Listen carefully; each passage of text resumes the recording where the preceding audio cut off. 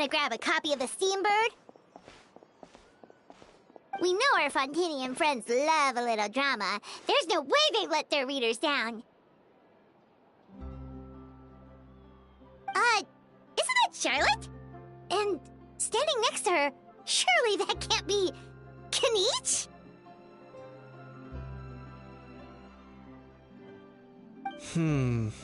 How about... Lost treasure resurfaces at last. Behold the beauty of the Remurian teacup.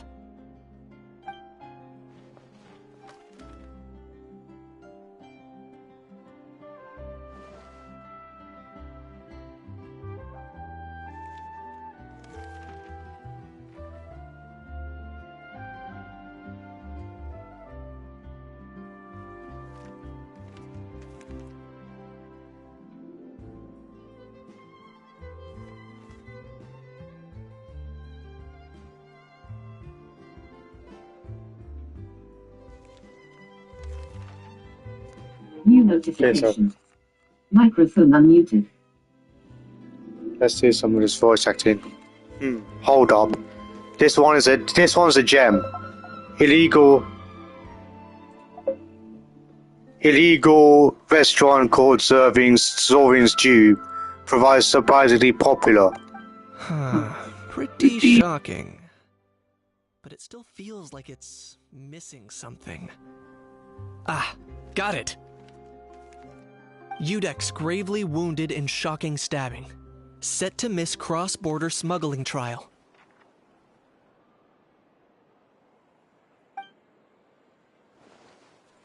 New notification. Microphone unmuted. My oh my, that can't be for real. Fine. I hate to admit it, but you've won this one. Huh? What? Did Paimon hear that right? Nuvia was stabbed and gravely wounded? No, surely that can't be right. Can it?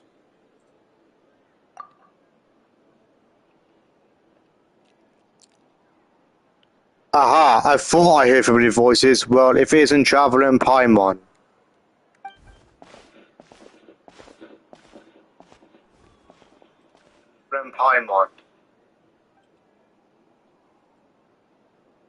Aha, I thought I heard familiar voices. Well, if it isn't Traveler and Paimon. What a coincidence. Mr. Kinich and I were talking about you two just a few minutes ago. That's fine. Microphone's good. I've just checked. But anyways.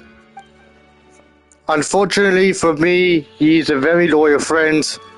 I pressured him for some juicy details, but he remained tight-lipped about you. So, anything you want to share with me about the great the great traveler, triumphant exploits in that land?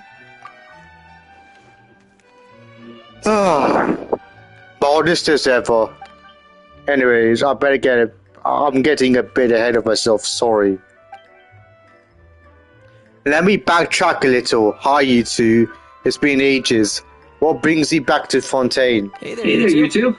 Fancy running into you here. Yeah, that, and also a less than pleasant shock. What the heck was all that about a story meat restaurant and the Yuta getting stabbed? Please say you were being serious. Oh, that. We're just trading tabloid headlines.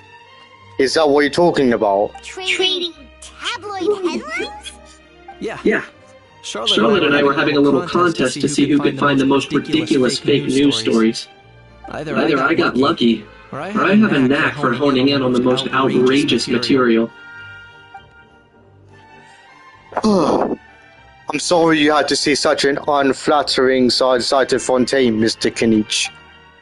These third-rate tabloids write their headlines purely to shock and scandalize. All they care about is grabbing your attention to boost their sales. The ones who still got shade of integrity will at least clarify the truth in the main body of the article. Although the misleading headlines is still an underhanded trick to draw readers in. But others, like the one we just reading about aloud, have no qualms about making outright fabrications. If I had to quantify it, I'd say about 1% of what they write is the truth. That's pretty lenient of you, Mr. Kinich. Him? Lenient? Oh, you gotta be kidding! Don't get me wrong. I'm not trying to give credit to these so-called news stories for occasionally including a grain of truth. All I'm saying is, even the wildest leaps of the human imagination are always rooted in reality.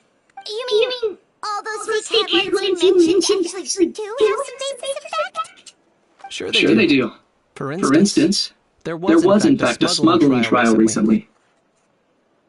Considering the amount of speculation surrounding the smuggled goods, it's no wonder there are rumors about restaurants serving saurian meat or teacups being unearthed from ancient ruins. But in reality, the goods in question were simply a few ancient relics dug up from ruins in that land. Rest assured, no saurians were harmed in the process. And if you're wondering why the Udex didn't preside over the trials, because the case was assigned to another judge right from the offset. If not as if the Palais Memorial only had one judge. We can't expect Monsieur Neuvillette to handle every single case himself. On a more interesting note, the trial in question went remarkably smoothly, and it was thanks to Mr. Kinich testimony as a key witness. Oh, okay. Paimon was so busy freaking out about those headlines that she totally forgot to ask why you're here in Fontaine. Maybe not, but it would be an even better word was for me if Mr. Kinich here would agree to another exclusive interview with the Steambird. It was a pretty open and shut case. And my testimony in court was clear enough. But I'm guessing, Mademoiselle Charlotte, that you're less interested in the case than you are in trying to uncover some news stories about Natlan. The drat! You saw right through me. Guess I'd put it down on my keen instincts on a renowned saurian hunter. Any response to that? I appreciate your kind invitation. But like I said, storytelling isn't really my forte. Kinich the speechless! Kinich the tongue-tied! Huh? If you're dead set on doing an interview, why not talk to the Traveler instead? Of course, that's a brilliant idea. But also means I need a bit more time to prep. Let me put together a full list of interview questions. Well, I know I can be persistent, but at least the end of the day is your call. Anyways, I should be getting back to work.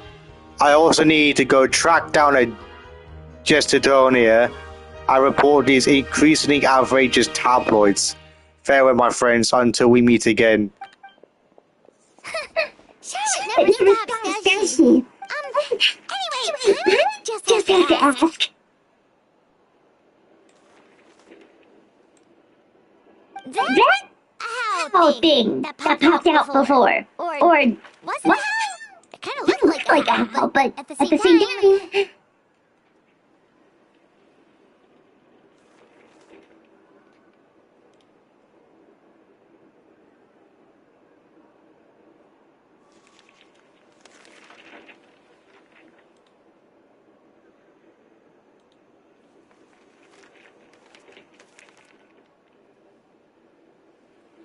Oh, that thing.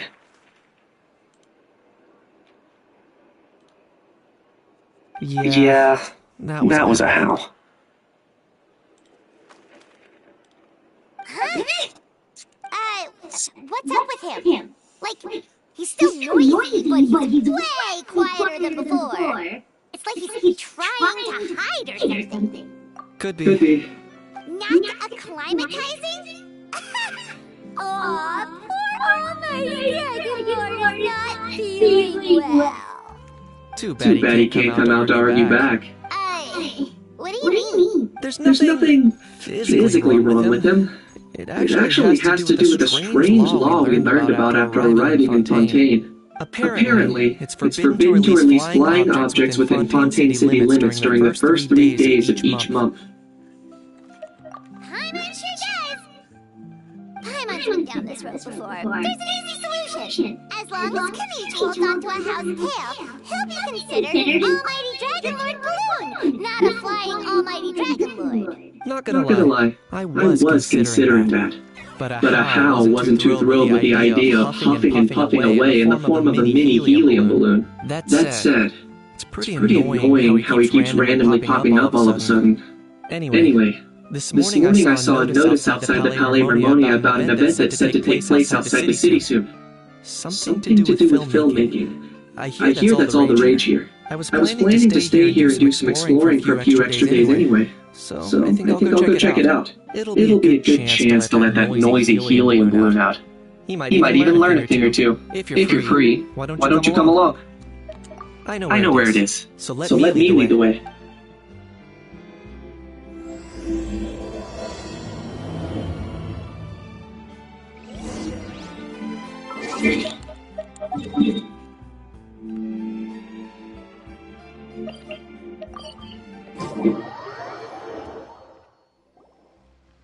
Looks like I remember correctly. Here we are. Wow, this is awesome! Hard to believe it was just an empty beach before. Yeah. It was still completely deserted only a few days ago when I passed by on my way to testify at the Opera House. There must be some efficient workers in Fontaine. Quite impressive. A few days? One night was all it took. But is this all it takes to blow people away? Oh, no. Given my past experience, I can't let myself get carried away. Oh no, you forgot me?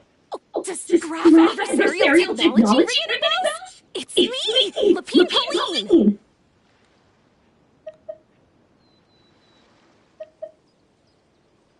Of course! How else would we have managed to build Fantasyland in a single night?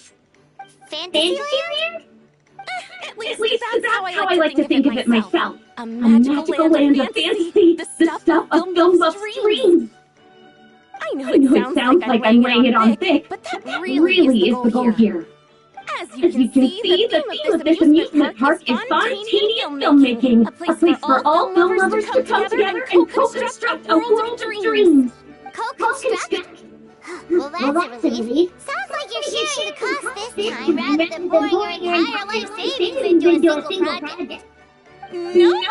I might be inviting others to help fund this. That doesn't mean I haven't thrown all my life savings into it, too. Huh?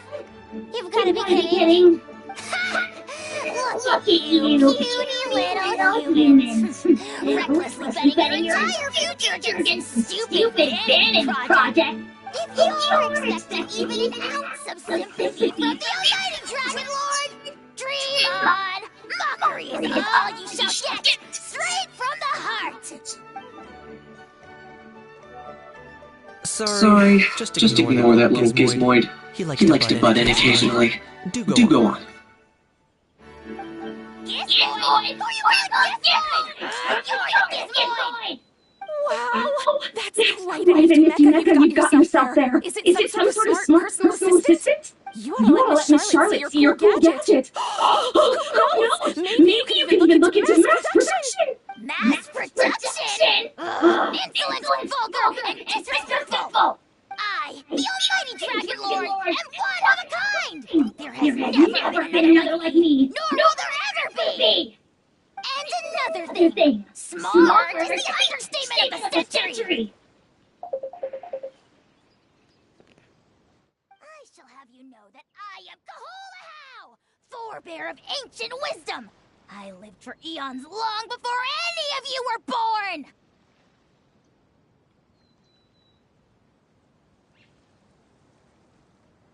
What? Heavens above! I beg your pardon, forebear of ancient wisdom. Please, I meant no offense.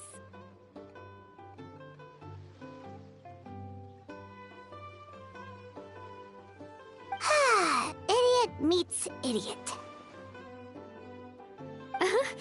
What's all the fuss? Making some new friends, are we?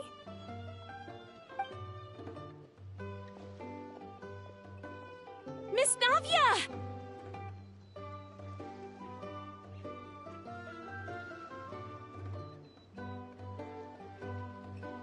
Allow me to introduce the star behind all the work that's gone into this venue.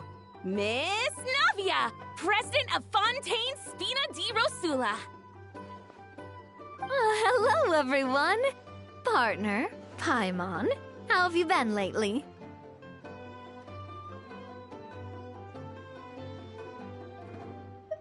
Hello there. I'm Kenichi. What about me? What about me? My useless servant can't even give me a proper introduction.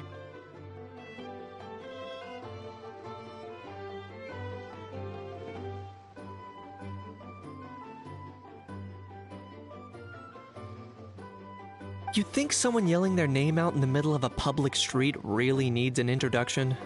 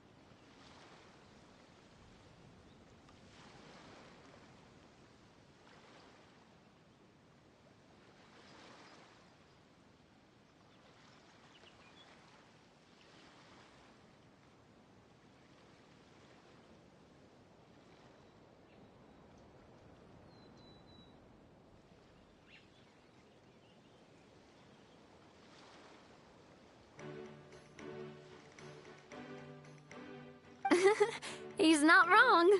I caught yours just now, in fact.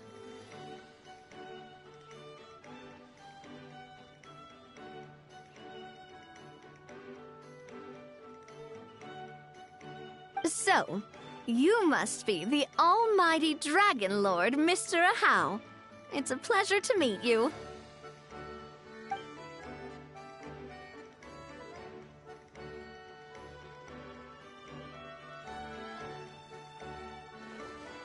Oh, see that? That's what I call proper manners!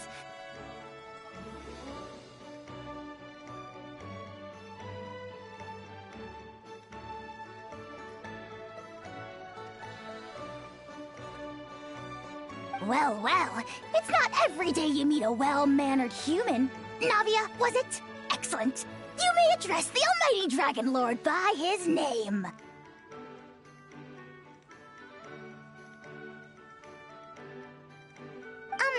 Navia, don't you think the title Almighty Dragon Lord is a bit silly?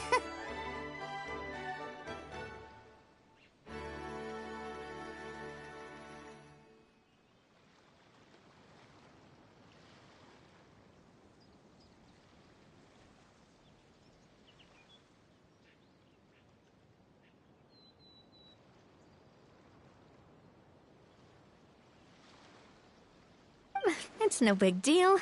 All little animals do that, don't they? I mean, try to puff themselves up to look more impressive. Anyway, it's all thanks to Miss Navia and the Spina di Rosula that Fantasyland's gotten up and running in the space of a single night. Honestly, thank heavens! After all that paperwork and endless waiting, the event and venue finally got the green light. I couldn't wait a moment longer. The second the approval came through, I reached out to President Navia, hoping she could lend a hand. After all, who else but the Spina di Rosula would indulge such impulsive demands?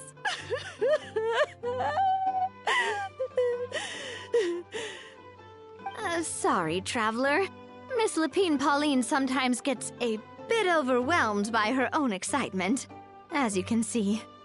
I'm guessing she hasn't gone into much detail about the event yet, so let me fill you in. In short, the Cheval Moran Film Fantasyland is a fan convention that's open to film enthusiasts from all over Teyvat. Miss Lapine Pauline is hosting this event and also providing technical support. Huh? Cheval Moran? That's right! The one and only Surintendant Cheval Moran! After much persistence and many solicitations, I finally obtained Lady Farina's permission to use the image of her close friend. Not only is our adorable mascot drawing in fans by the minute, but she's also boosting her own popularity. And that was always the goal, a win-win arrangement. It's been a while since we last met, but still, it's a surprise to hear Lapine Pauline coming out with such sensible ideas. By the way, Miss Lapine Pauline, have you decided to switch careers and go into film tech? Not exactly. By chance, one of the prototype lenses I developed caught a photographer's eye, and it's now being used for the latest cinematic productions. Thanks to this unexpected opportunity, I've had the chance to invent various film-related equipment and props. That's right. So don't underestimate Miss Lapine Pauline, our resident engineer. She's the technical powerhouse at the core of this entire event. As for the Spina di Rosula, we're mainly here to take care of planning, operations, and management. For anyone feeling inspired to set up a booth, Miss Lapine Pauline and I will provide the necessary technical and operational support once their application has been approved.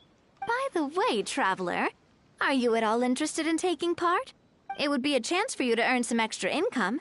Plus, with your skills, I'm sure you could bring something special to the table. Paimon would be even more tempted if you were to, say, throw in one of those fancy feasts she's seen in those gourmet food reels.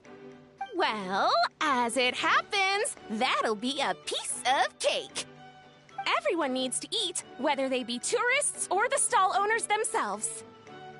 So thanks to Miss Navia's help, we've managed to invite none other than the celebrity chef Miss Escoffier to run our theme restaurant. Look over there! You! Yes, you! For the last time, the ingredients have to be in the right ratio! Get it right next time, or you might as well just lie down on the chopping board yourself. She seems a bit busy right now. Well, I'm sold. I think I'll make a How go be her assistant. You little... What's your game here? Demoiselle, sorry to bother you, but there's an issue over here that requires your personal attention. Apologies. Looks like it's back to work with me. Please feel free to take a gander at what we've got. Anyway, if you're interested in taking part, come find me later.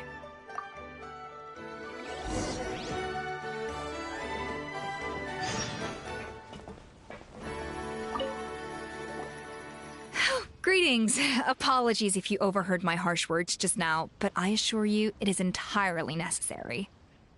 The sheer lack of standards here will be the death of me. Do you have any idea of the kind of customers I'm gonna get with how lax things are at the moment? The ones that leave their guns behind by accident, and then come back to collect them later, bringing ammunition with them. Yeah, that's the kind of customer you wouldn't forget in a hurry. Oh... Wait, has that happened before? No, it's just the mention of guns reminded me. Someone did actually leave their gun nearby. Huh? Just before we started setting up, as we were cleaning up the site, someone stumbled upon a mysterious locked box. It didn't look like something from Fontaine, though. It had more of a Natlanese vibe. Oh? Do you think a foreign tourist might have left it behind? That's what I assumed at first. But the box was buried beneath a pile of wooden planks, rocks, and whatnot, so it seemed like someone deliberately hid it there. But I didn't see much point in speculating, so the best thing I could think of was to hand it over to the authorities. I trekked all the way over to the Palais Mermonia just to hand it in. Ugh, it was exhausting. What did the authorities make of it? Oh, they made a mountain out of a molehill, as usual. Before even addressing the question of what was actually inside the box, they had several heated discussions about whose responsibility it was to write the lost and found notice. Thankfully, the ever-reliable Officer Sedine stepped up and immediately called in the Marechaussee Phantom to crack the lock and check if there were any dangerous items inside. And, as it turned out, there was a gun. Wow, that's a dangerous item, all right. Mind if I ask what kind of gun it was? Oh yeah, Mr. Kanich, you're from Natlan, aren't you? Do you know a lot about guns? You could say it comes with the job. I have an interest in weaponry and the like. Ugh, such a spoiled brat. What, are the toys I gave you not good enough for you anymore? Yep, got sick of those long ago. You little... How dare you turn your nose up at my gifts? Why Time for a timeout, old-timer. Sorry, where were we? Oh yeah, do you recall what the gun looked like? It's a bit hard to describe. If you ask me, it didn't even really look like a gun. Give me a second. I'll knock out a quick sketch.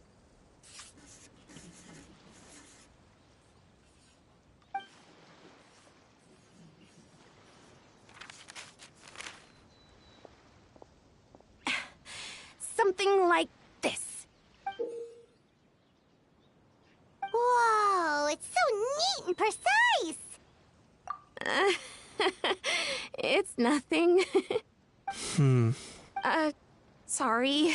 Is something wrong with my drawing? I know it doesn't really look like a gun, but I assure you, this is exactly what it looked like. And it certainly could shoot as well, too. I confirmed that with the officer from the Marechaussee Phantom. No, quite the opposite. The features are very accurate, and it is definitely from Natlan. Please, don't mind me. I'm just taking a moment to admire it. I should be the one thanking you. Thank you, and everyone else for your support. Don't mention it. Besides, we haven't really done anything. Not at all! The buzz and excitement you guys bring is exactly what this event needs. Oh dear, I'm starting to feel a bit guilty watching everyone else toil away. Guess it's about time I got back to work too. But just before I go, one last thing. Traveler, it's wonderful to see you. Here's to a successful collaboration!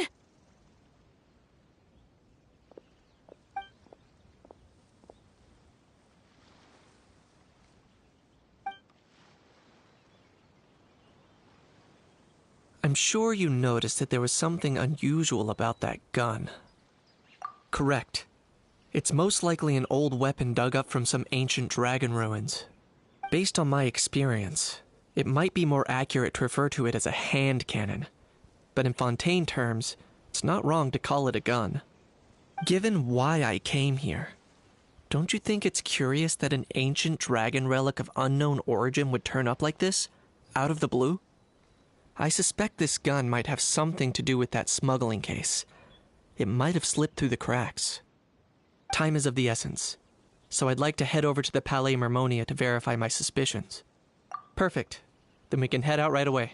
Or, if you want to catch up with your friends first, I can wait.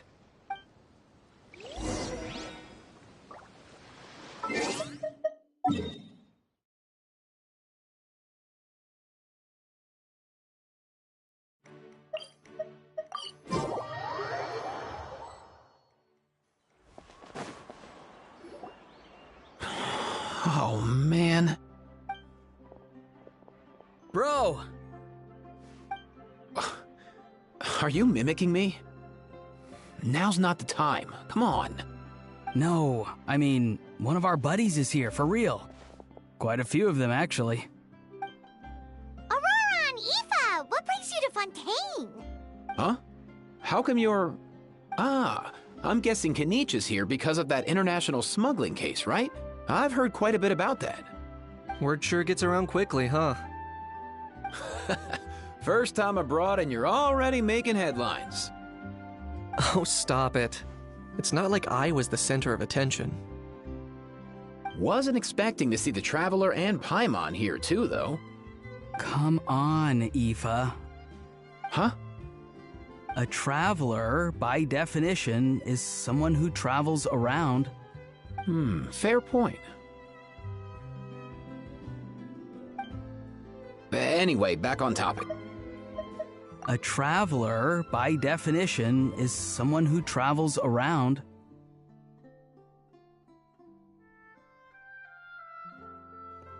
I can't tell if Aoife is just dumb or just plain stupid at this point. LOL! Bro, give him a fucking definition, dart.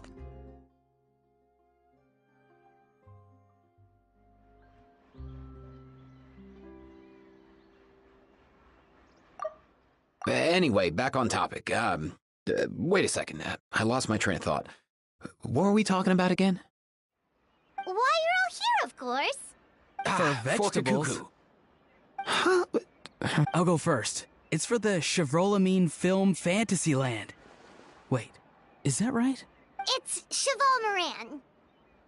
Ah, right. I keep stumbling over that one. Guess I owe Cheval Moran an apology, even if she's not here.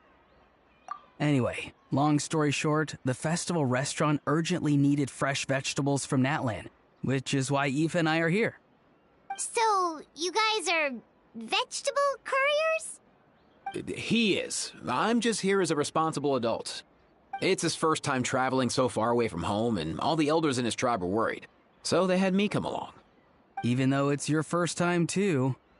Right, but they still picked me to accompany you. You gotta wonder why that might be. Don't you get it? They all just saw how overworked you were, so they used it as an excuse to send you off on a vacation. Wait, what? So I'm getting the grandson treatment now too? See, doesn't matter how much older you are than this dude. Hang out with him long enough, and you'll eventually find yourself being treated like a kid. Meaning everyone looks after you. What's so bad about that? In theory, nothing at all. In that case, guess I better start over. Hi guys, my name's Aoife, and I just turned 5. Paimon's not sure who the responsible adult is anymore. So, what about Kakuku? If he was here, we'd be making more of a ruckus than we already are. That's exactly what's got me worried. Aoife, there's nothing to worry about. You're a big boy. You can handle yourself now even without Kakuku. You think that's what I'm worried about? Anyway, my priority right now is Kakuku. Suffice it to say, Kakuku's in big doo-doo. How so? He's so small, and all he knows are a few harmless phrases. What kind of trouble could he even get himself into? Let me guess. Did he get caught out by the law on flying objects? Bro, you too? Not me. How? Oh, that pesky little chatterbox. So that's why he hasn't interrupted us this whole time. Guess he's too scared to show his face. That, plus he's already spouted enough nonsense for one day. So I've put him on mute until tomorrow. Nice one. If I was even half as decisive as you are, I would have kept a closer hold on Kakuku so he didn't get a chance to go flying off. Oh no, bro.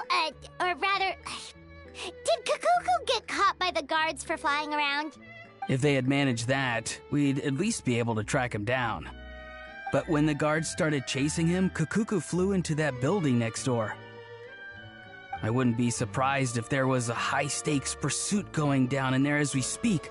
Just like one of those cool crime movies. Which building? That one? Yup, that's the one. Kakuku sure has a good eye for a getaway. It's the tallest building around. I may be able to fly up pretty high, but checking every last window would still take quite a while. As for Aoife, well, let's just say he's not flying anywhere without a Saurian. Sorry about that. Not like it's my fault, though.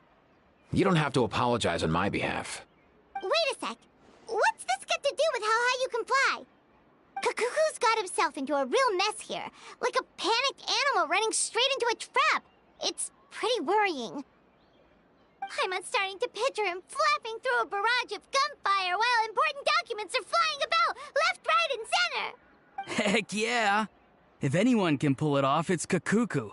He's always been such an awesome Saurus. I believe in him. For real now? Do you even hear yourself, bro? Of course I'm for real. I'd never make light of something like that. All right. Everyone's an awesome Saurus. Well, the human version. But our priority right now should be to go in there and check up on Kakuku. Leave it to us. You sure? Wow, awesome. That'll be a huge help. And if Kakuku doesn't listen to you, I give you permission to pull out a couple of his feathers. Wait, since when was that up to you? Well, then it's your call, bro. All right then, if Kakuku doesn't listen to you, I also give you permission to pull out a couple of his feathers. There you go. If he objects to that, tell him to come find us. He won't. Trust me.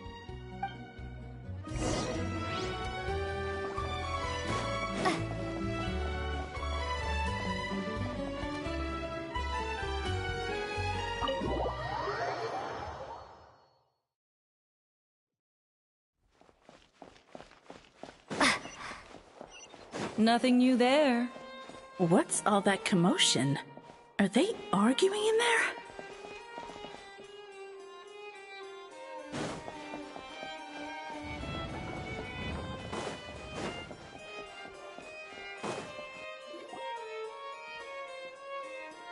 No way,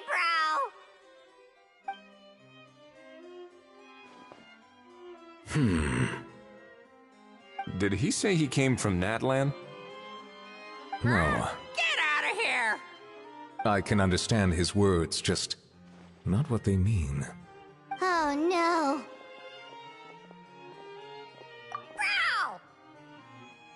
Bro! He keeps repeating the same things over and over again. Oh, you know one another. He's a friend! Yeah! A Saurian friend of a human friend! Great. Well, that was easy. Looks like we've tracked down the owner. Guess that's one less lost and found notice for you to write, Monsieur Neuvillette. For real?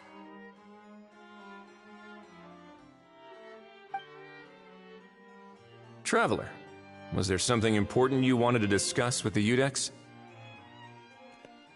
Yeah, but the owner's outside, which is Aoife, and that's Kakuku is Saurian, but... Anyways, yeah. I'm just about done with my business here. Need me to step out? Stay and hear them out first. Perhaps it will have some bearing on your own work.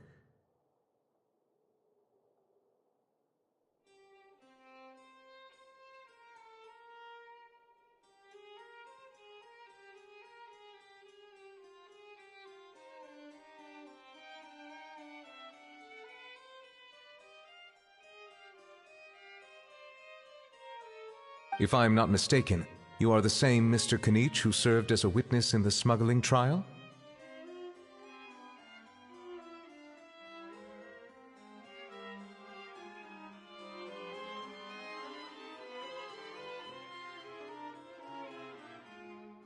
I take it there's been a further development in the case.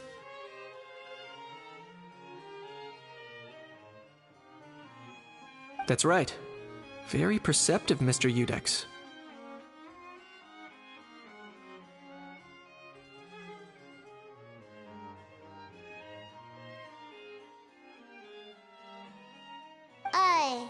So you've met Neuvillette before? But wasn't the trial overseen by another judge? I've seen his photo in the papers. But as for this other gentleman... Allow me to introduce you to Mr. Wriothesley, administrator of the Fortress of Meripede. Or in layman's terms, Fontaine's prison warden. Please, feel free to share anything about the case. There's no need to keep anything from him. Pleasure to meet you. Pleasure to meet you! Wow, Sounded just like me. But should we really discuss official business in front of the Saurian? Oh, wow! Oh, no! I believe he said, or rather, I suppose he meant, that he'll keep this to himself. Though I should mention, Mr. Kukuku, that we will have to ask you to sign a confidentiality agreement. Sure thing, bro! Let us return to the matter at hand. Mr. Kanich, was there something else you wanted to discuss relating to the case? Yes. Let me fill you in.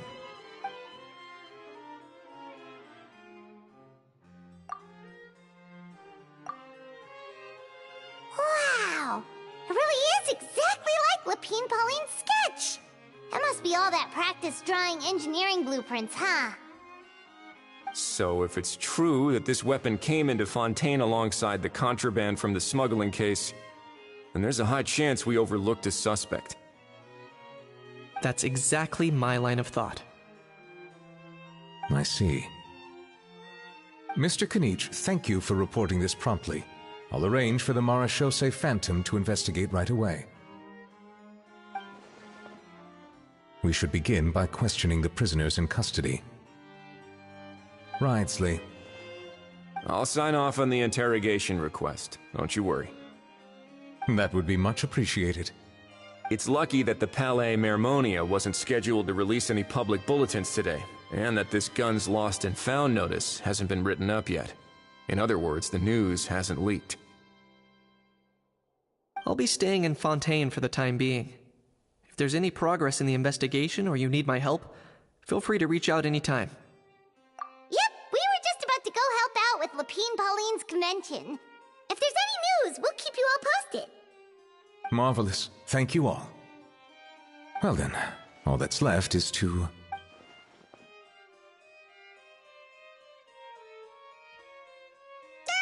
You miss me, bro? He really does come out with the most unexpected things.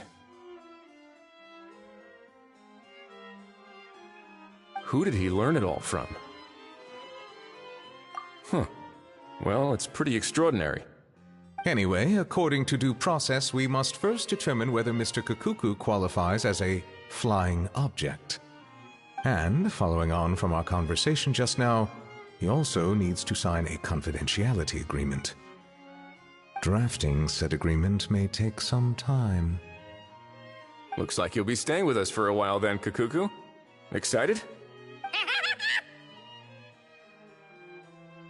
That would save us a lot of trouble. Many thanks. All right then, we'd better get going. No need to see us off.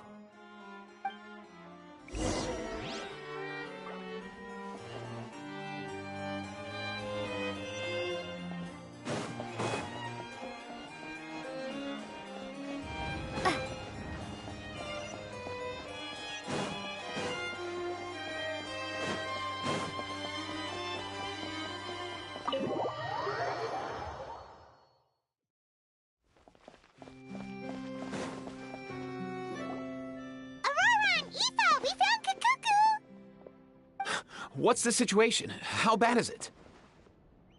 Oh no. When I saw that Kukuku wasn't with you, I'd already prepared myself for the worst. Relax, Aoife. Maybe Kukuku just prefers high-rise living now. Sometimes you just have to let the kids grow up and make their own choices in life. For real now? Do you even hear yourself, bro? It's not that bad. Kukuku's fine. Still very much alive and kicking for starters.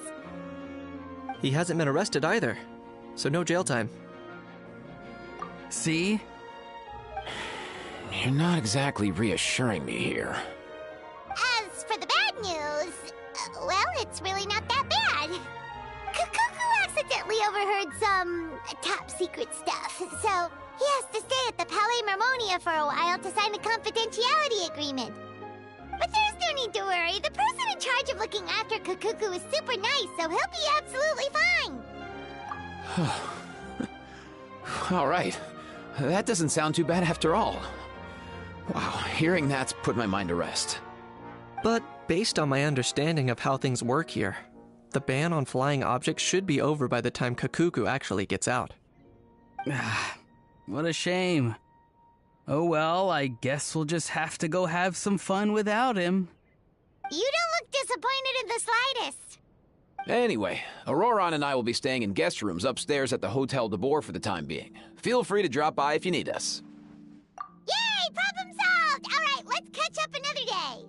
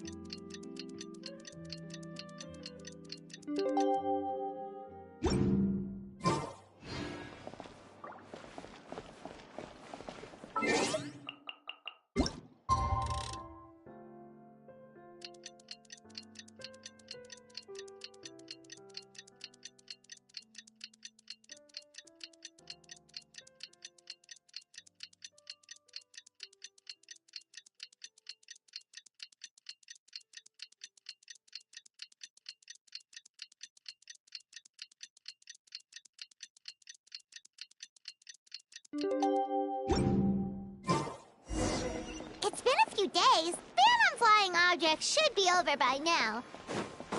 Let's head over to the Palais Mermonia to see how Kakuku's doing.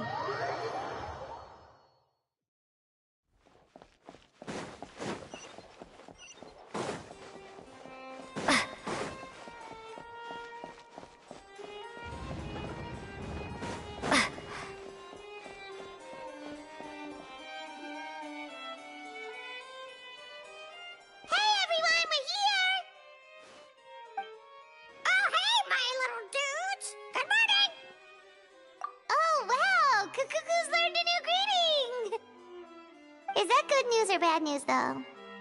Sorry, I did everything within my power. But so far, I've only managed to teach him how to say good morning. Wait, so that's all you've been up to this whole time? Get out of here! Huh? Okay, so good mornings aside, please tell Paimon there's been some other progress, too. Of course. That's why I'm here. Kakuku's not the only one that Mr. Wriothesley's been getting to talk. I'm referring, of course, to the convicts. It was nothing. These guys weren't exactly tough nuts to crack. So, what's the deal? After racking their brains, they remembered speaking to an inconspicuous middle-aged man just as they were preparing to pack up and leave Natlan. He was dressed in the manner of the Children of Echoes and carrying a box. Plus, the description matches the one the gun was found in. All in all, he didn't look any different from your average Natlanese traveler. Perhaps seeing that they were dressed as merchants, this man stopped for a chat, inquiring where their goods were headed, and even asking if they could share a boat. The smugglers were very cautious, though. They didn't tell him any specifics. But all this happened before I crossed paths with them. I happened to notice them as they were preparing to set sail. I thought they looked shady, so I snuck aboard, and ended up being carried along all the way to Fontaine.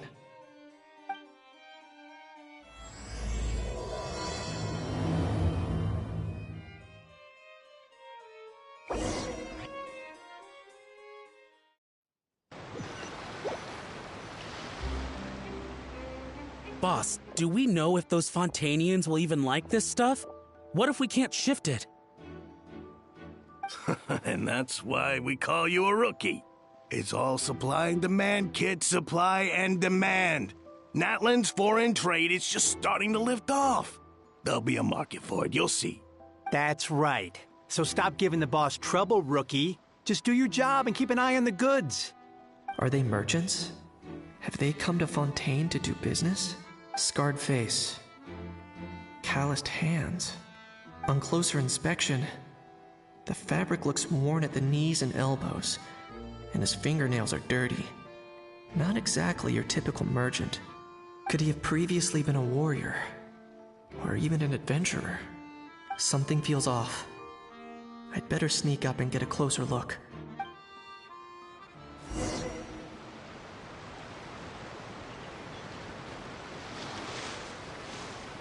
Nice thinking, boss.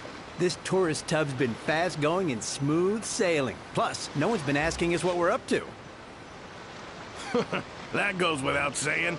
Big cargo ship would have been too slow, whereas the smaller ones would have been faster but way too bumpy. If we ended up damaging the goods by accident, all these months spent grafting away would have gone up in smoke. Seriously? But there's hardly anything here. Would it really have taken them months to prepare? And why would they need to transport it with such care? Could they be secretly smuggling precious items out of Natlan? I'll need to find a way to get to the bottom of this.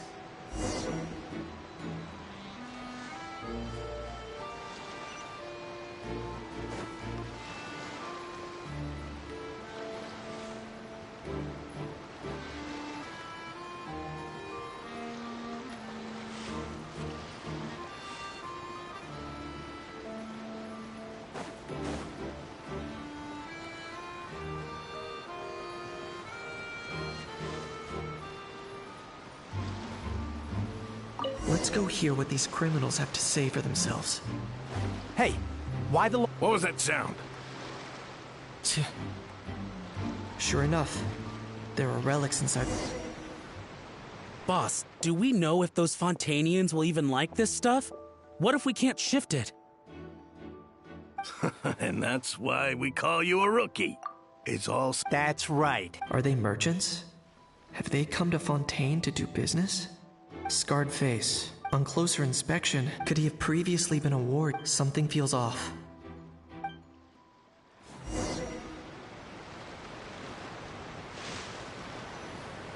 Nice thinking, boss. This tourist tub's been fast-going and smooth sailing. Plus, no one's been asking us what we're up to. That goes without saying. Big cargo ship would have been too slow, whereas the smaller ones would have been faster but way too bumpy. If we ended up damaging the goods by accident, all these months spent grafting away would have gone up in smoke. Seriously? But there's hardly anything here. Would it really have taken them months to prepare? And why would they need to transport it with such care? Could they be secretly smuggling precious items out of Natlan? I'll need to find a way to get to the bottom of this.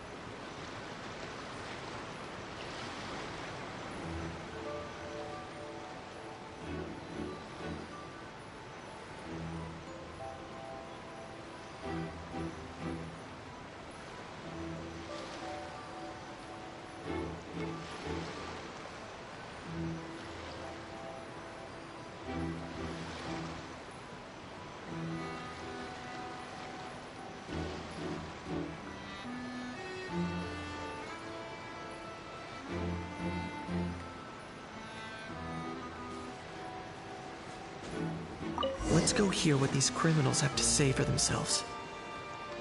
Sure enough, there are relics inside the box. It's illegal to smuggle such items outside Natlan.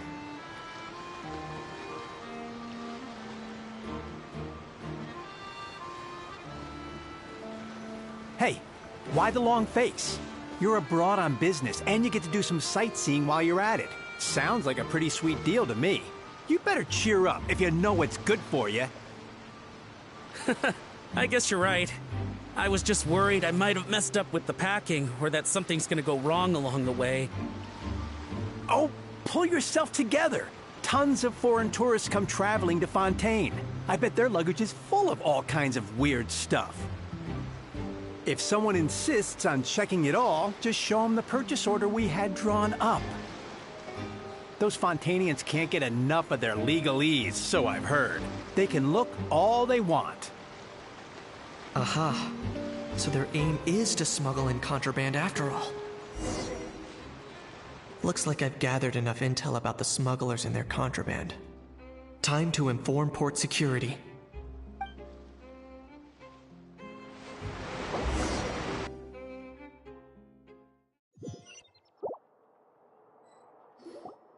So anyway, that was when I went and told the Fontainian guards about my suspicions. After an investigation and a chase, they finally apprehended them and sent them on their way. Well, guess they're headed exactly where they should be. Thanks. Based on your recollections just now. I was completely focused on those smugglers at the time, so I wasn't really paying attention to other passersby. Yeah, Kanish, you did great! In other words, the person who brought the gun here, the one who lost it, has no connection to the smugglers whatsoever. They were working entirely on their own. Oh dear, oh dear! Sounds like Mr. Kakuku wants to chime in? He said this elusive individual's actions are positively mystifying. It's a good observation, I quite agree. However, we still know next to nothing about the person. Perhaps we should start by focusing on the lost item itself.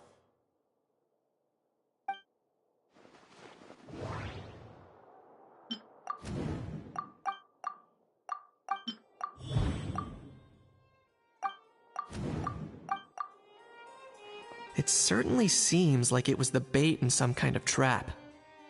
The only question is, why wasn't the bait made more conspicuous? Has something sprung to mind? I just remembered a film I watched this one time. Huh? Oh wow, no way, bro! Hold on, let me explain. Just now, the traveler speculated that this box might have been placed there on purpose, as if the intention was for someone to come pick it up. That got me thinking about those films about kidnapping cases. When they demand their ransom, the kidnappers tell the victim's family to leave money or valuables at a designated spot for someone to come pick up. That doesn't merely happen in films. There have been similar cases in real life. In fact, if anything, it's probably the real-life events that inspired the films. Sounds plausible. Ooh. Wait. This raises the stakes to a whole new level. If the gun really was some kind of ransom, then... Since we took the box, the kidnappers never got their payment, so... Does that mean they... executed the hostage? I agree. I don't believe we have a kidnapping on our hands. Selling off stolen goods is extra work that most kidnappers would want to avoid. Unless they're after something very specific, they tend to just ask for cash. Could we be dealing with a kidnapper who's dead set on getting their hands on an ancient dragon handgun? It's not impossible, but the likelihood is very slim. We can discount that possibility for now. And speaking of selling stolen goods, don't you think this looks more like a transaction?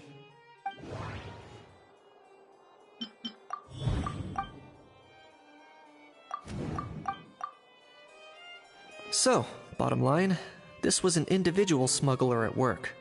Exactly. And it was the location itself that caused the deal to fall through. The last thing they would have expected was for a quiet beach to turn into a bustling film convention overnight. Not only is the area now packed with tourists, but the Spina di Rosula have a presence there. I'll bet that both parties were completely caught off guard. That sounds like a plausible theory, but how do we verify it? Looks like your people better start rolling up their sleeves. How so? Easy. Just follow the usual procedure by putting up a lost and found notice. The more routine we make it seem, the more likely the suspect will come forward to claim it. Even if they send a proxy, we're liable to get our hands on new leads. And timing-wise, it's about time we updated the bulletin board anyway. All we need now is a lucky gestionnaire to write up the notice for us post-haste. Ah, so that's what you meant by rolling up their sleeves. In that case, I may as well write it myself. Delegating this to someone else would require an additional explanation. Or are you just not used to asking others to work overtime? Is that really a major concern here? Well, looks like I won't be needed around here. At least until the notice has been posted. You could always wait here if you like. The Palais Mermonia serves a particularly fine cup of tea if that swings it for you. Thanks, but no thanks. I left a very noisy creature with a friend before heading out, so I should probably get back to feed it. Ah, I wasn't aware that you had a pet, Mr. Kanich. Speaking of pets... Get out of here! Out of here! Yep, that's the plan. Out of here indeed. I believe that what Wriothesley is trying to say is, you are free to leave, Mr. Kukuku. Furthermore, it has been determined that Mr. Kukuku should not, in fact, be classified as a flying object. As such, he shall be free to move around Fontaine whenever he so pleases. You're the best, bro! Oh, that really is good news! Travelers, should we bring Kukuku back to Aoife and Auroran? I shall leave him in your capable hands. Indeed.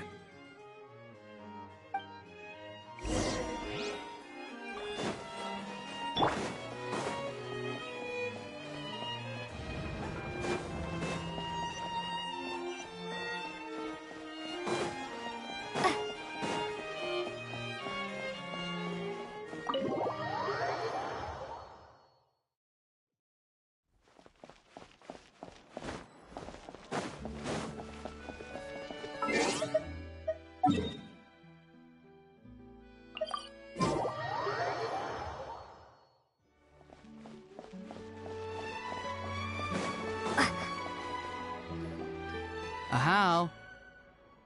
What? What now? Let's shake hands. Fine by me! Get ready for a knuckle sandwich! Ugh.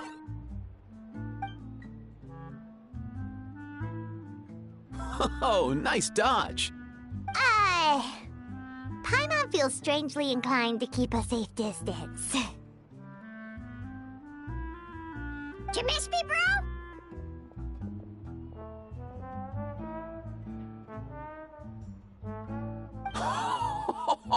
Cuckoo, you're free!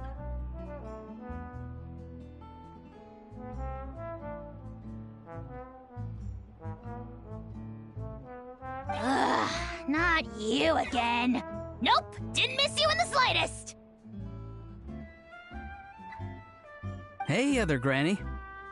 And hey, Paimon and Kanich. It's good to see you all. Thanks for bringing Kukuku back.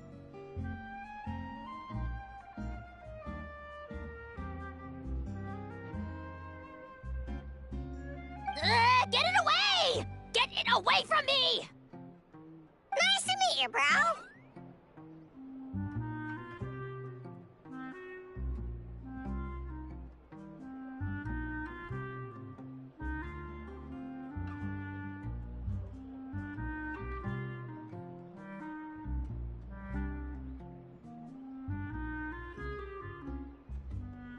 Who are you calling bro? Say that again to my face! I dare you. If you've got the energy to argue this much, you're clearly not hungry yet.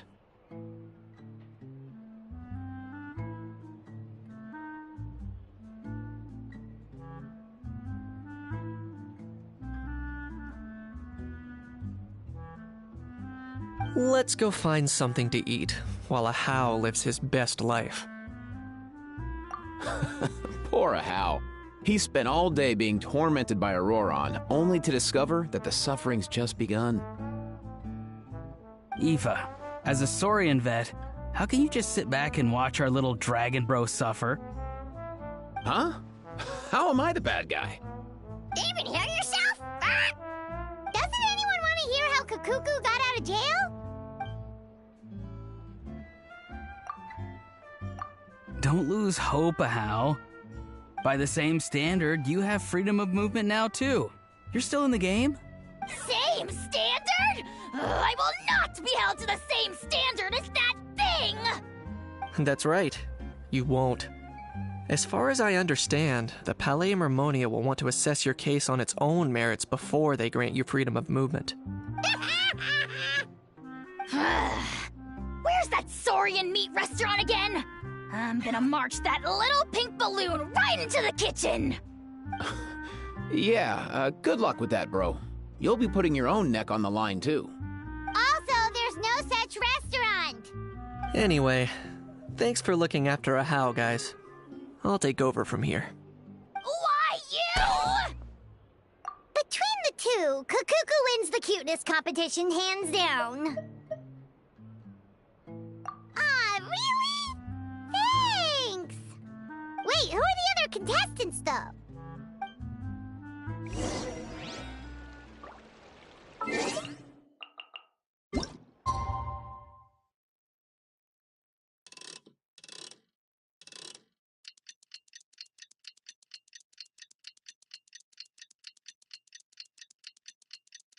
The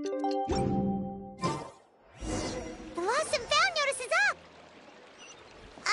Maybe we should go hang around the Palais Mermonia to see it.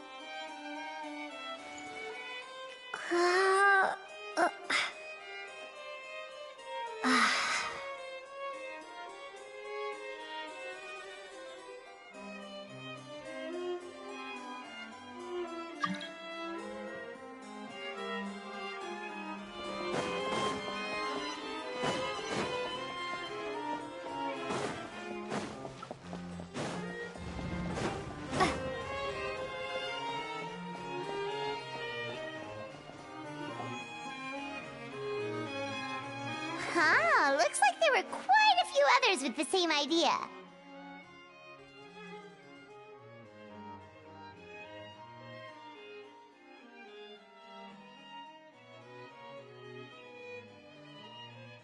Ah, hello, you two. Have there been any developments?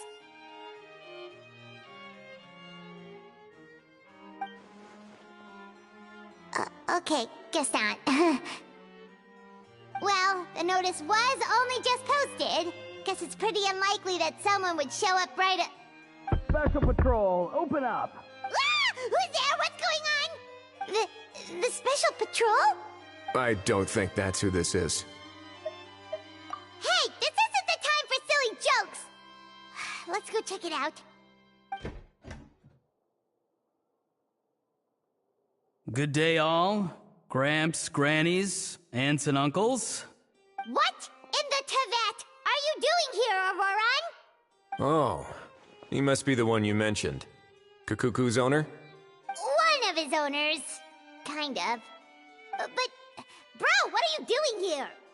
I'm here to claim a lost item. Is this the person you saw on the boat, Mr. Kinich? Somehow I highly doubt that. For starters, he just addressed us as Gramps and Grannies. And unless this is the youngest looking middle-aged man in the world, I don't think he's our guy. Huh. Was there something wrong with my door-knocking etiquette? That's how they do it in all the films. That's not door-knocking etiquette. That's the Special Security and Surveillance Patrol doing their job. Completely different things. Oh, I see. I figured it was just a polite way of requesting entry to show the people inside you had something important to discuss. Oh, sorry about that. I totally goofed that one up. Give me a moment. I'll go back out and try again. So, Roran, you said you were here to claim a lost item. What did you lose? Yeah, so basically...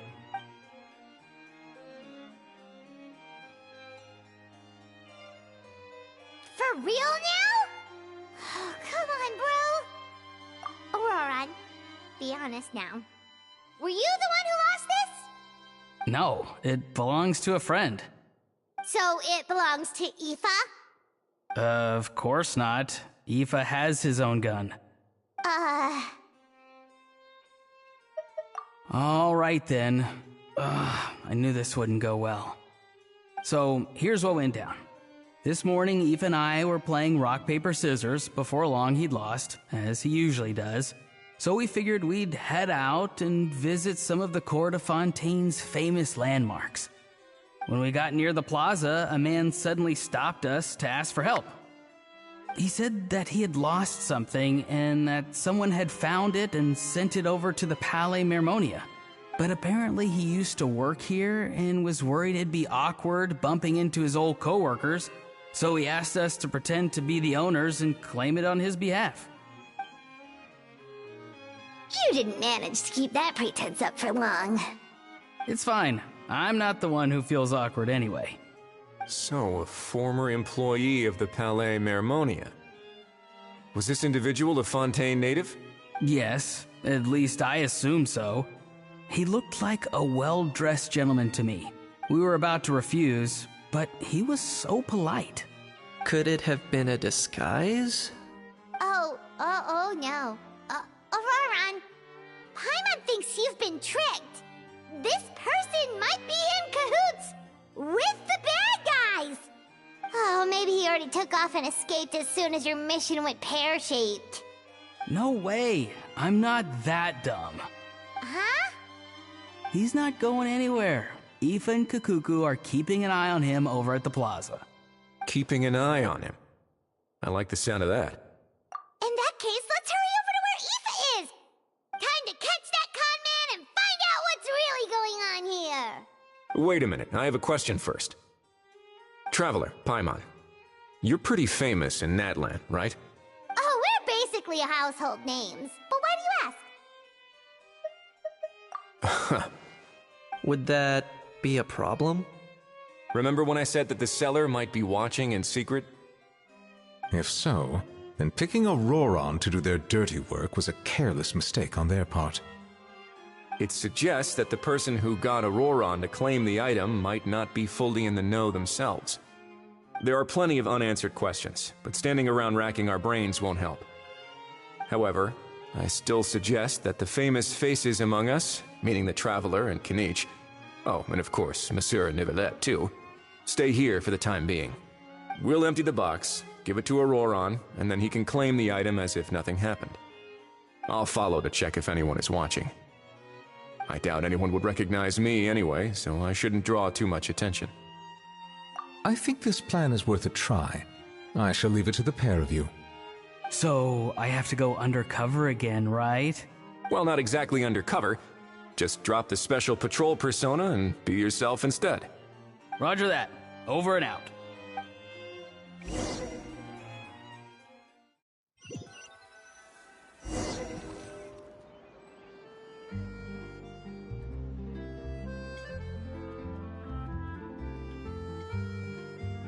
No sign of any suspicious individuals around here.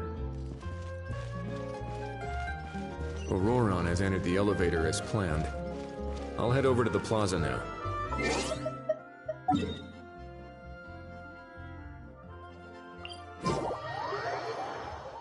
This isn't the way that Roran said. Am I getting too old to remember directions?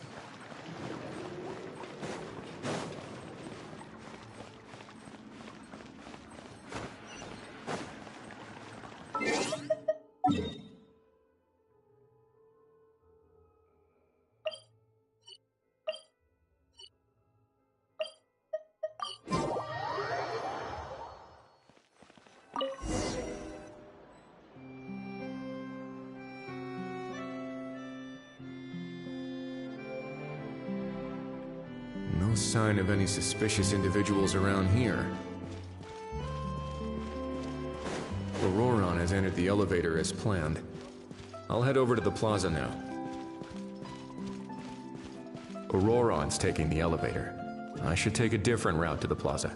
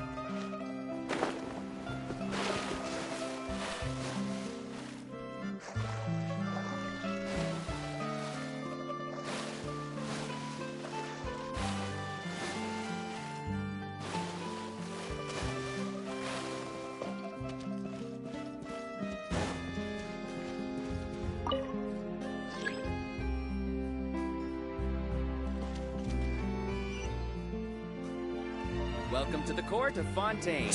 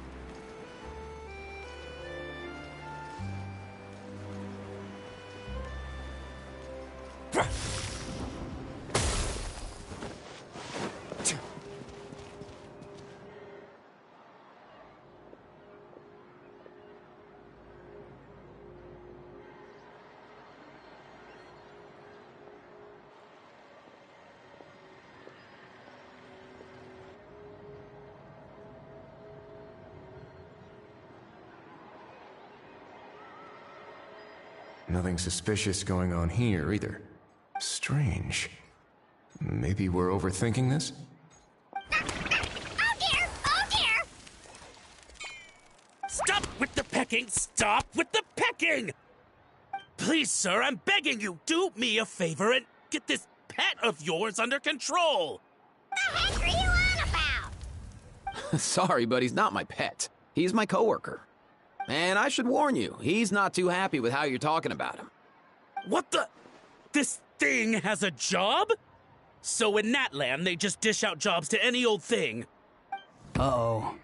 Kukuku's not too big on being called a thing either. You're on your own now. I'm sorry. Please, Mr. Kukuku. Master Kukuku. Lord Kukuku. I meant no offense, I promise. All right, Kukuku. That'll do for now. Let me ask him some questions first. Sure thing, bro. Auroron actually looks pretty serious this time. Was he just pretending to be clueless earlier? Interesting. Think I'll sit back and see how this plays out.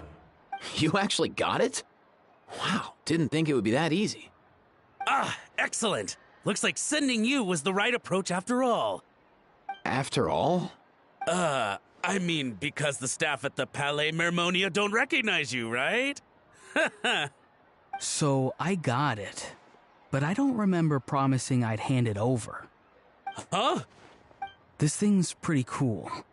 I've taken a bit of a liking to it.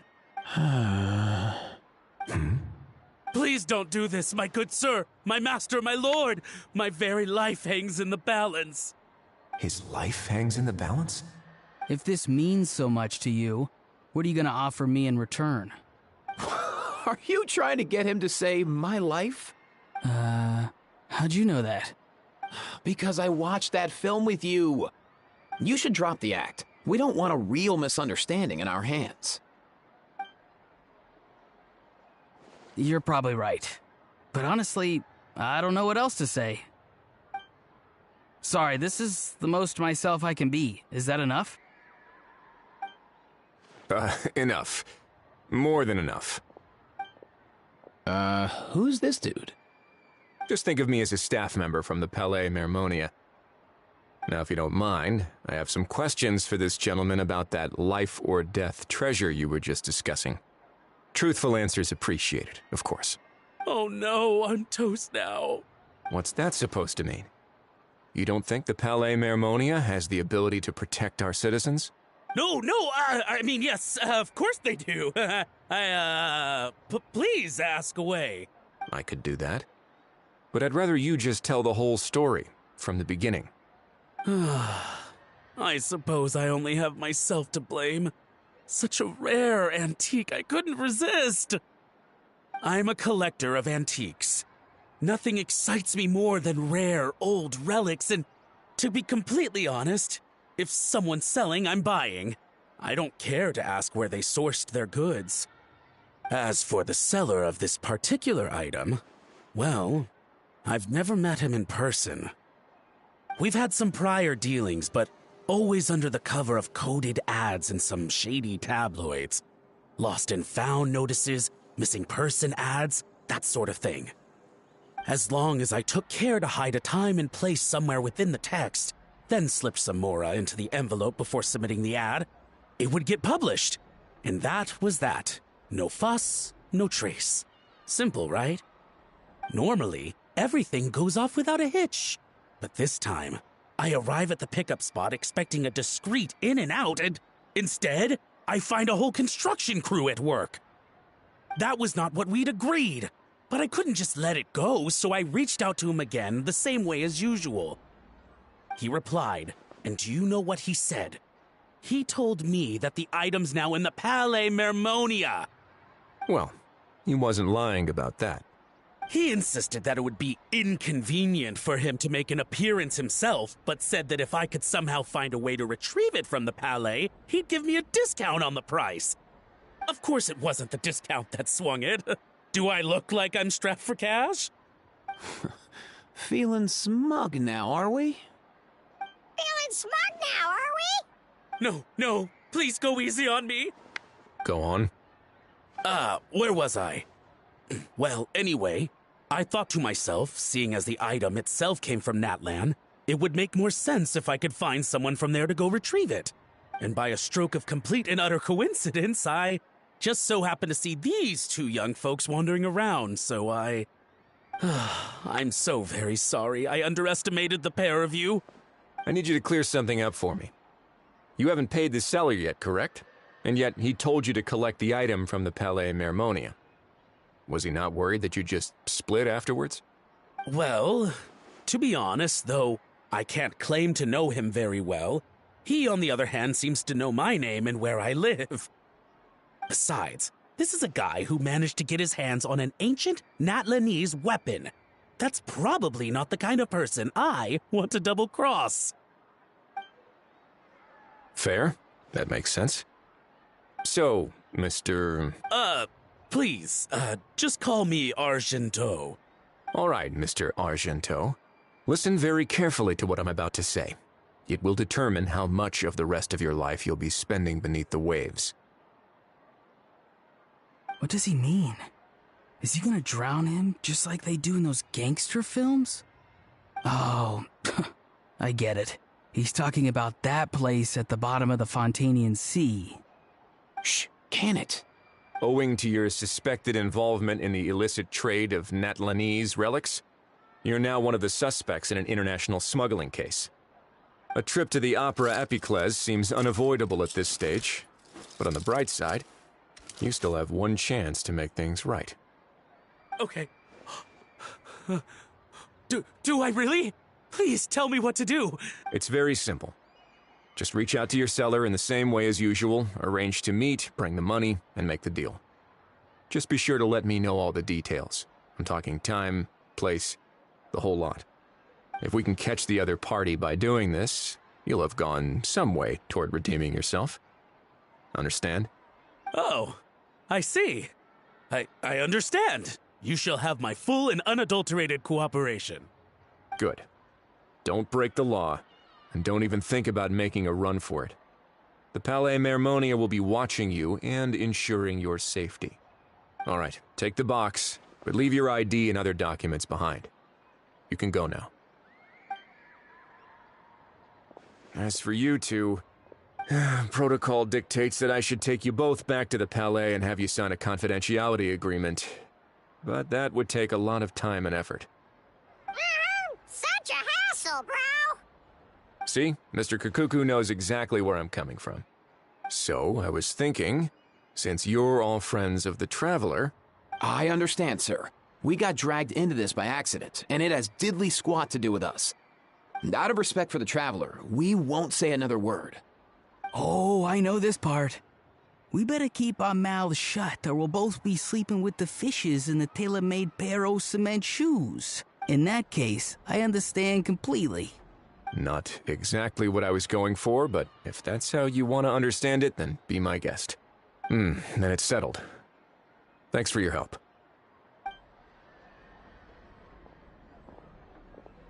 Boy, am I glad that's over. That's enough work for one day. Time to head back.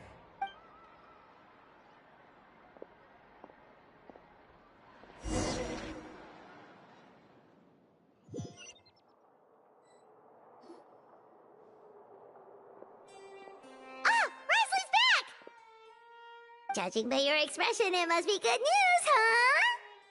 It went smoothly, on the whole.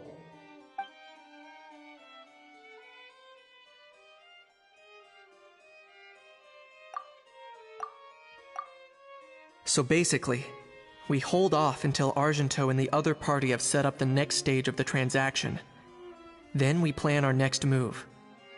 Patience will be key. I get that. It's like hunting. I'm just not sure the other party will take the bait so easily. Well, if he didn't need the money, or if he valued self-preservation over making a profit, he could have walked away as soon as the contraband was brought to the Palais Mermonia. On top of that, although he hasn't shown his face yet, he seems to have no followers or accomplices, and he's relying on an extremely limited set of options to push the deal along. So, if you ask me, he seems like someone who cares a lot about his image and has a somewhat high opinion of himself, but lacks any real ability. I almost get the feeling that if he misses out on this opportunity, he won't have any other way of making money.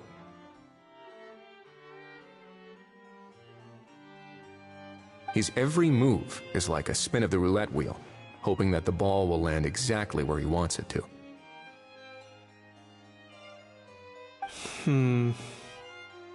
Or, I don't know. Maybe he'll cut his losses and vanish into thin air, and our efforts will have been in vain. At least Natlan will get the stolen relic back, so it won't have been for nothing. In that case, let's hope his arrogance stays in play. Everyone, I have just briefed the Marechaussee Phantom on the situation. As soon as there are any further developments, we will act without delay. When that time comes, we will be relying on your help. We'll be waiting for the good news!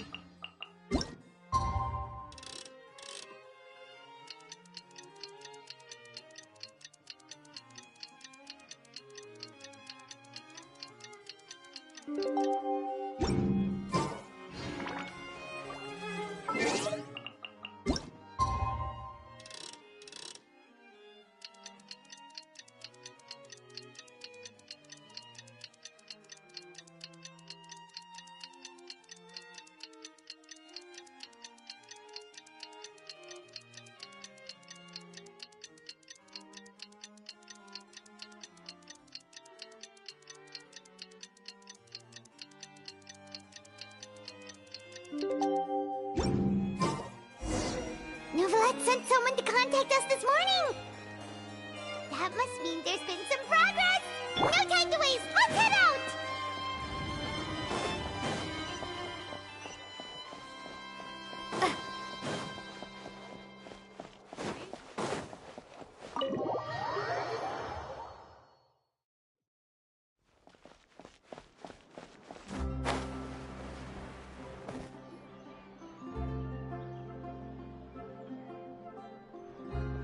everyone!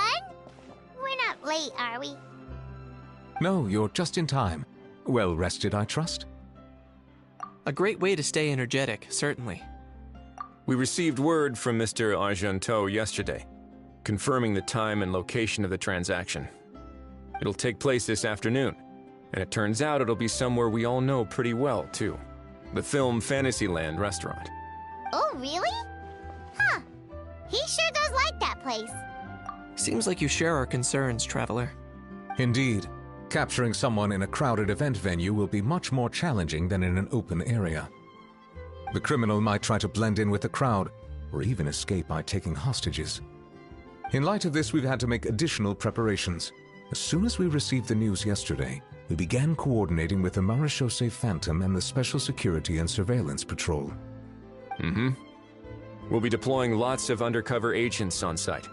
If things go south, the safety of the civilians will be our top priority. Of course, fingers crossed, everything will go without a hitch. I noticed a bunch of familiar faces from the previous case, like Captain Chevreuse of the Special Patrol, so I'm feeling optimistic. We'll trust your instincts, then. Oh, yeah, and by the way, we've also been in communication with Miss Lapine Pauline and Miss Navia. The Spina di Rosula will provide support within a controlled scope, so there's no need to worry. The only potential issue is with Miss Escoffier. You know what, that might not be such a bad idea. All right, no more jokes. Miss Escoffier has made it clear that she doesn't want her restaurant to suffer any losses as a result of this operation. But, well, I have a feeling things might not go quite as smoothly as she hopes. To be honest, we shouldn't have dragged you into this in the first place, and it's caused you quite enough trouble already. The Fontainian authorities should be able to handle the rest from here. But still, I'm guessing you'd like to see how it all turns out. Well then, feel free to head down to the scene, but just stay alert and play it by ear. You won't necessarily have to do anything, unless things go pear-shaped, of course. I'll do my best to ensure that things don't escalate to that point. Of course, there are still a lot of unanswered questions, but our intel so far indicates that the culprit's from Natlan. Plus, I'm already a witness in this case. Might as well see this thing through to the end. That's the Kenichi we know and love!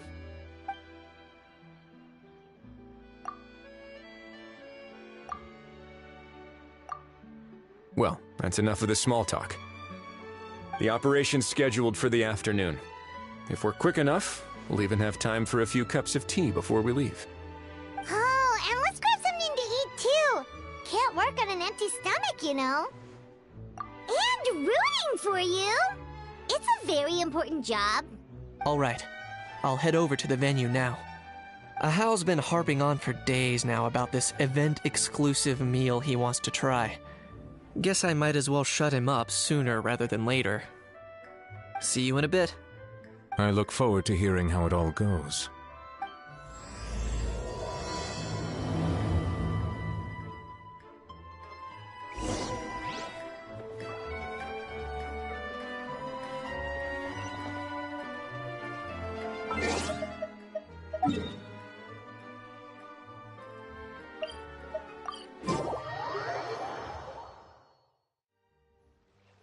This beach seems to be getting livelier by the day.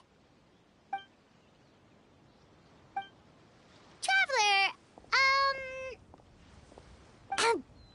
Paimon's getting kinda hungry. Let's go check out the restaurant menu, shall we?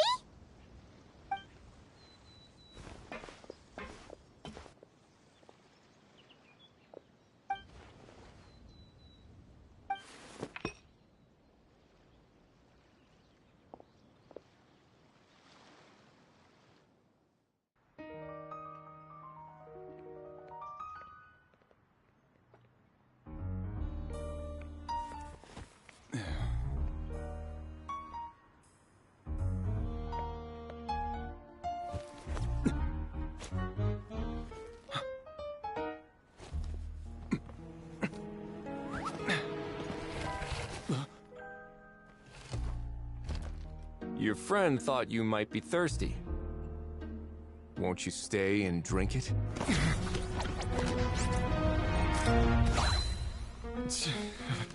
I tend to steer clear of drinks left out in the open.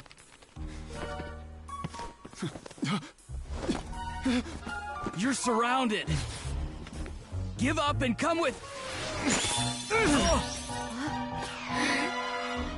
You lousy swine! Stop right there! Oh, look! A surprise performance! Wow! How lucky we are! Quick, take a photo! After him!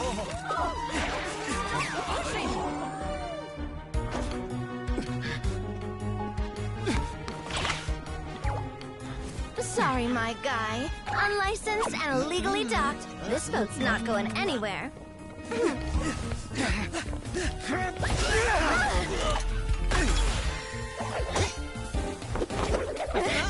Quick! Don't let him get away! Be careful! Amazing! Lowly worm! No one flies higher than the almighty Dragon Lord! Who's stealing my fun? Ah, you again! You're driving me crazy! Oh, wow, Bravo!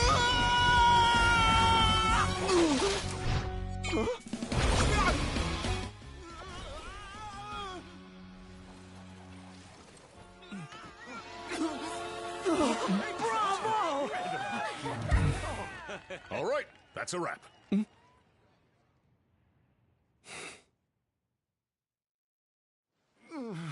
Unbelievable! You can't just drag someone around like that! Such blatant disregard for human life! I'm gonna sue the living daylights out of you! Will you now? I think I did you a favor by pulling you away from your audience. Saved you some face at the very least. As for whether you were facing up or down along the way, well, that was your decision, wasn't it? What, you... All right, I admit it. I was in the wrong. Oh, of course I know the difference between right and wrong, but I had no choice. I desperately needed the money. I was an expert on ancient relics. Not only did I have a successful career, but a happy family too. But my son, I never imagined he'd turn out this way. Fell in with the wrong crowd and ended up shoulder deep in gambling. We had some savings, but he drained them away like a waterfall. Once he fell into debt, he had creditors regularly coming over to threaten and intimidate him. I'm his father. How could I just stand by and watch him suffer like that? Oh, my son is about the same age as you are. If only he could have turned out more like you. That's the only reason I needed the money. Please, believe me. You... Please, kid, I'm begging you. Help me. I see you're from Natland too. That makes us brothers. Please, have mercy. I still have a chance to help my son straighten himself out. But only if I get back. If I go to prison now, he'll be doomed, I tell you, doomed! And isn't standing together and fighting for a better future what families do? Our fate is in your hands, young man. Please, have a heart. Something wrong, Kanich? Gone soft, have we?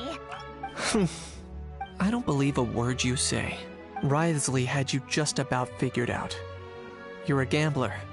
Pure and simple. A gambler? Me? Nonsense! I told you, it's my son! First of all, are you really from Natlan? You've been keeping tabs on the gun's whereabouts this whole time. You should have recognized at least one familiar face by now. On top of that, the way you threatened to sue me? Spoken like a true Fontainian, if you ask me. Huh? What kind of logic is that? I can't explain. I actually grew up in... I don't want to hear another word. Ahau, here's your chance. Shut someone else up for once. The moment I've been waiting for. Eat this, scumbag! Being a compulsive liar is one of the hallmarks of a die-hard gambler. I bet you're just a Fontainian pretending to be from Natlan. Even if you have any friends or family to speak of, I'm guessing they've long since cut all ties with you. And you have your depraved ways to thank for that. Of course, I might be wrong. But does that matter? I'm just here to arrest you. If you're looking for an advocate or a shoulder to cry on, you're out of luck. Besides, prying the truth out of you is exactly what your beloved courts are for. Isn't that right?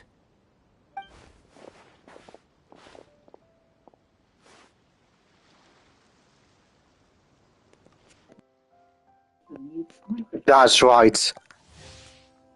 Chevreuse is here. Very well, Mr. Kinich. The Special Patrol will take this criminal into your hands out. Many thanks. Please, I should be the one thanking you for all this, for all the help you've given us. And me? What about me? So rude. You should be bowing down in gratitude to the almighty Dragon Lord. As you wish, my thanks to you and also to Mr. Kakuku for your show-stopping performances. Hey, what do you mean? Hold it right there! Don't worry. I'm fine. I wasn't the one who just got dragged all the way here. Little Kinich, thinking back to when you were just an itty-bitty boy, Kinich, aren't ya? Aw, don't start crying like a little baby. I am the almighty Dragon Lord! No servant of mine will be seen acting so weak and pathetic in public! What are you on about? Still, I suppose there's no point hiding it from you. To put it plainly, I can't stand gamblers. They're the most irresponsible people in the entire world. No respect for the principle that you have to give in order to get. They'll tell 1,000 lies for a single coin, deluding themselves into thinking they can use it to gamble their way to a vast fortune. But we all know that even when it looks like you're getting something for free, there's always an unseen cost. In the past, I also ended up paying a price for my father's gambling losses. I don't want anyone else to end up in a similar situation if I can help it. Don't feel sorry for me. I certainly don't feel sorry for myself. They say that people are shaped by their past. And since I've made it this far, I must have done a lot of things right. We should never punish ourselves for the mistakes of others. Instead, I choose to remember the moments that helped me grow. Like when I first learned to use a grappling hook. Or the very first time I yearned for knowledge. Yeah, I believe you. Let's get going. If we don't head back soon, we'll cause more unnecessary worry.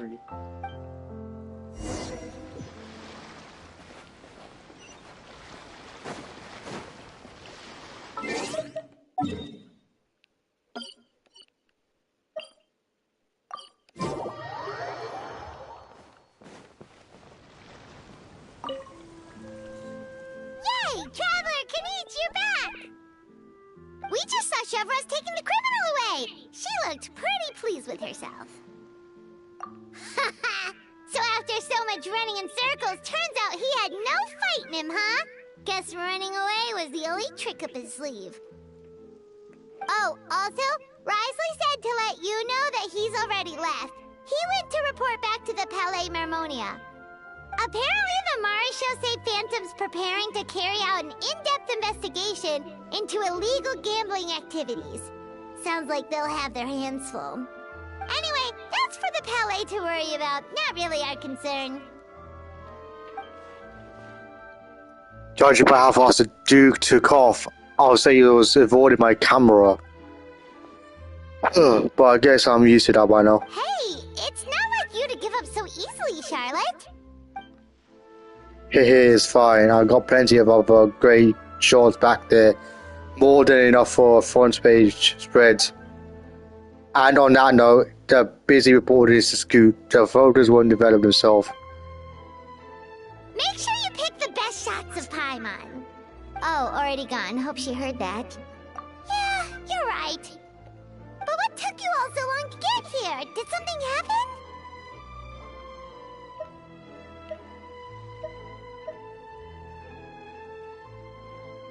What? Rumors and slander! When have I, the almighty Dragon Lord, Kahulahow, ever sunk to such sniveling? Often, actually. To be honest, I haven't decided yet. At the moment, I've got nothing urgent to get back for. And, in any case, the court might need me to testify again. Plus, that gun's still a key piece of evidence. I'll probably have to wait until the case is closed before I can return it to Natlan. So, I guess I'll be sticking around to enjoy the beach a little longer.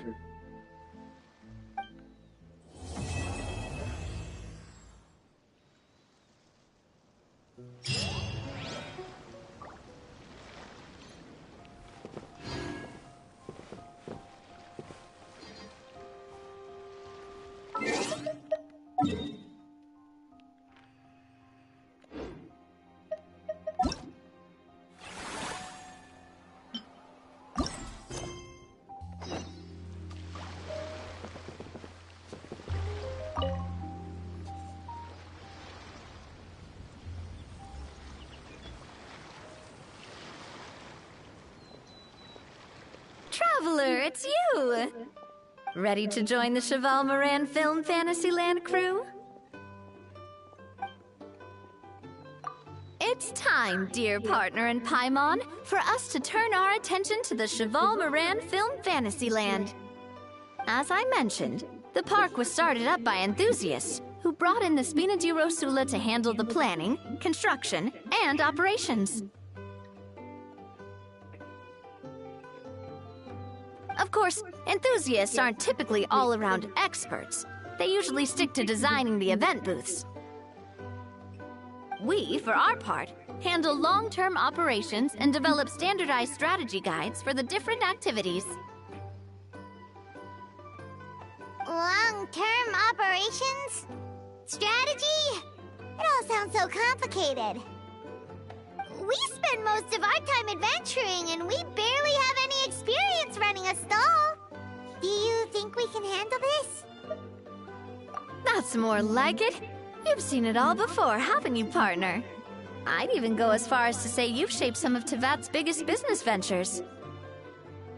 Anyway, first things first. Let's get an overview of how the whole festival's gonna be run.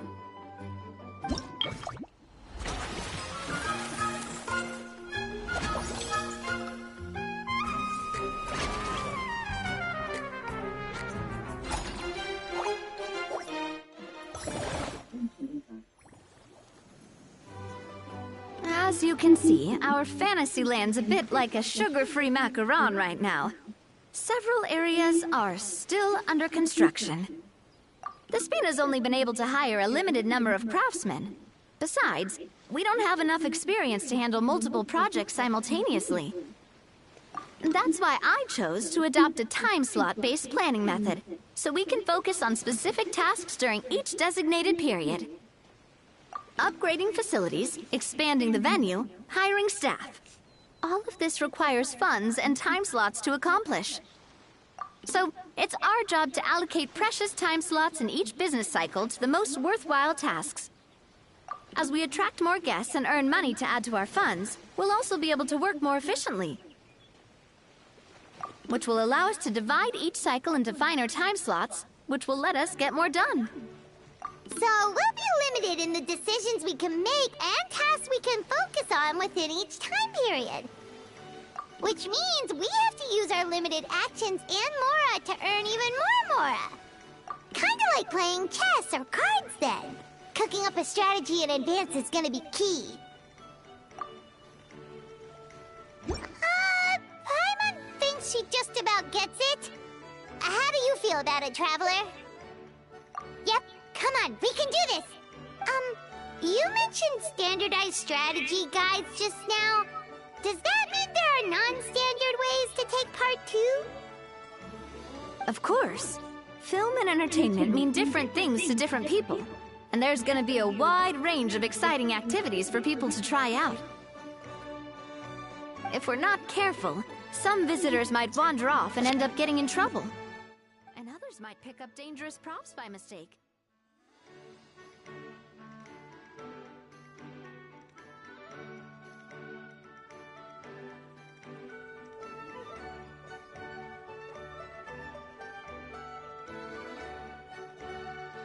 To avoid confusion, we need to create a standardized strategy guide for each activity. Just think of it like a walkthrough.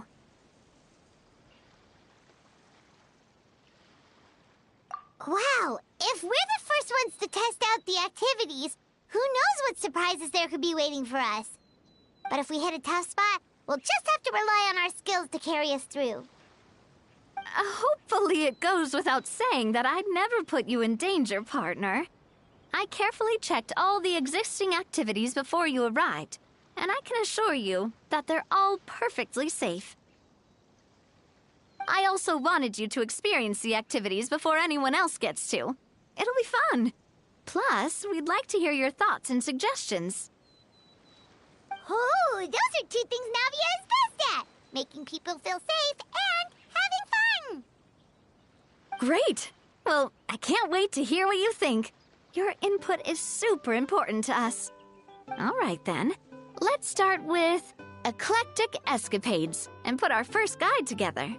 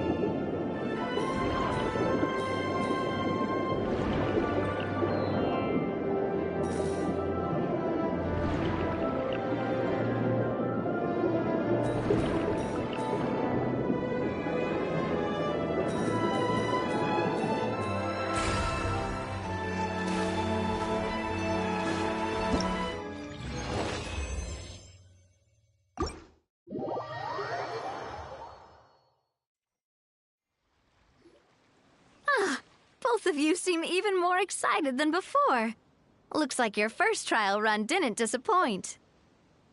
Paimon hasn't actually watched that many films, but after trying it out, she might just be hooked. We should check out the film that it's based on. Great job, Paimon. That's exactly what our enthusiast friends were hoping you'd say. They'd be beyond delighted to hear that visitors are curious about the films that inspired these attractions. Some have even been willing to contribute extra funds out of their own pockets.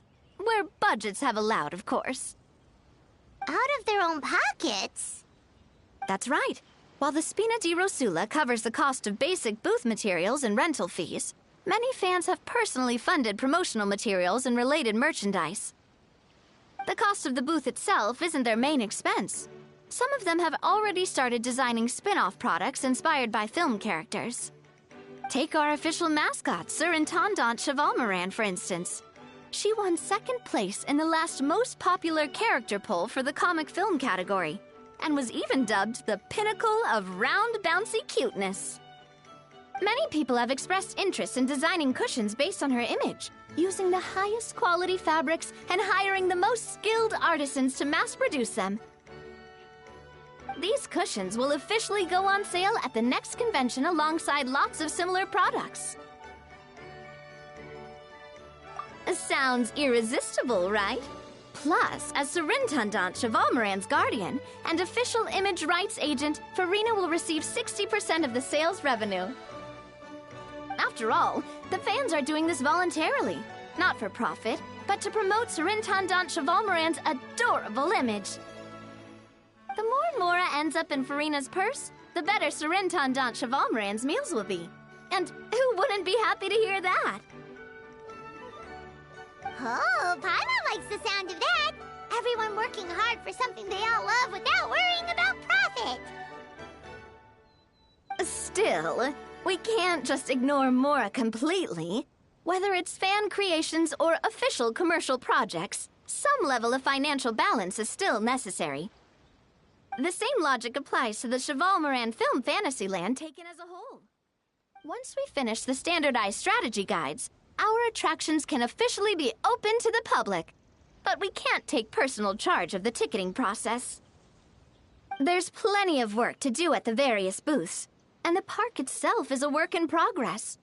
We'll need to assign dedicated employees to maintain and manage each attraction. There's a recruitment section on the park's bulletin board. We've received many applications, and each candidate has their strengths. Our job is to match the best candidates to each attraction based on their overall performance. Once assigned, the staff will keep the attractions running, ensuring a continuous revenue stream. Wait, so we've suddenly gone from being playtesters to heads of human resources? That's definitely a first for us. Just don't hold everyone up to your own standards, okay? You can't expect everyone else to be as capable as you.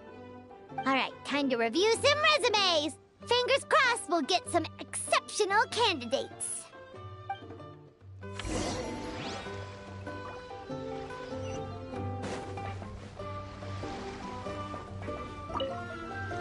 The fresh vegetables from the new batch are exceptional quality. I just wish I could say the same about the new staff.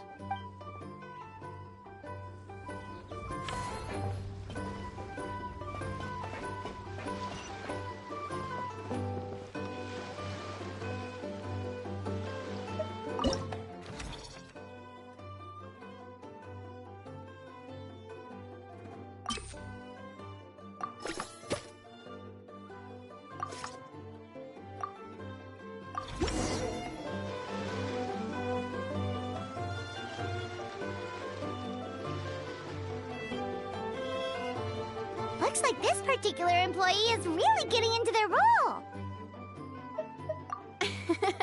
You're both doing great. You sound more like bosses than I do. In any case, with this, the Chevalmoran Film Fantasyland is now officially open. Running a theme park is a long-term project.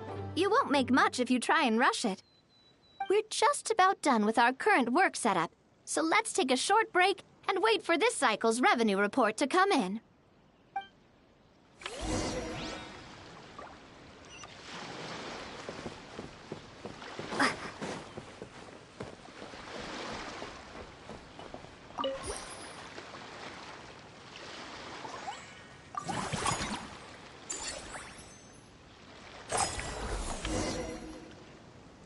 Well, the numbers might not look that impressive, but given that we're just getting the ball rolling, I'd say that wasn't a bad start.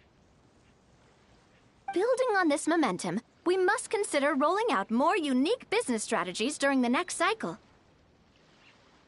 To draw in the crowds, I've invited one of Fontaine's very own celebrity chefs, my good friend Escoffier. She'll be performing right here in the amusement park's restaurant. On that note, let's go catch up with her. So, is the restaurant part of our business strategy too? There are so many layers to this operation.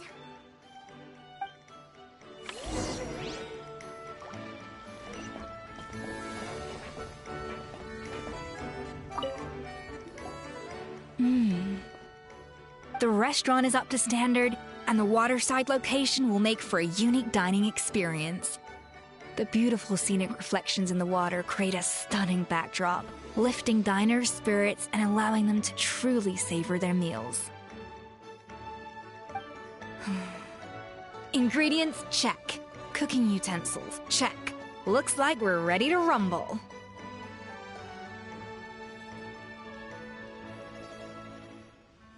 Hey there, Escoffier! Oh, my employers are here. The president of the Spina di Rasula, plus the famous traveler and Paimon. I must say, you seem a bit overqualified to be running a film-themed amusement park. I'd say that if anyone here was overqualified, it would be the former head chef of the Hotel de Boer. Wherever you walk, the aroma of fine cuisine follows in your wake. Let's get back to business. I'm guessing you want the traveler to help me decide the theme dish for each cycle, right? This is the business strategy I mentioned earlier. Using Escoffier's top-tier dishes to attract more visitors to the park. But this isn't just about attracting visitors. Her culinary masterpieces will surely have other surprising effects. Just imagine, Paimon, if all you needed was a single ticket to enjoy all the attractions and taste all the legendary food. Wouldn't you be tempted? Then Paimon come every single day. Now, here's the twist. To get the most out of this strategy, the menu can't be made public. Based on research by a certain food branding consultant, many restaurants have started offering a special chef surprise dish. So give me some inspiration every few business cycles, and I'll decide on our next theme dish. Now then, give me your hand. A warm and energetic feel. Your hands are calloused from wielding your sword, but still quite delicate. When you grasp its hilt, it's like you're holding the bow of a violin. A sword, then. The theme this time shall be strength. All right, let's find out what strength looks like in gastronomical form.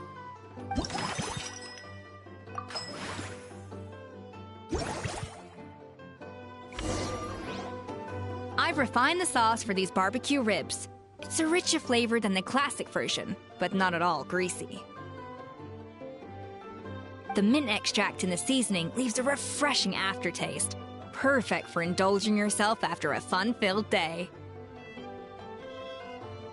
But if you ask me, I'd say the artisans need these more than the guests. The artisans? As I'm sure you've noticed, this park isn't quite finished. A serving of these barbecue ribs should help the artisans replenish their strength much more quickly. As their bosses, you have an obligation to provide meals for them. So why not invite them to dine here?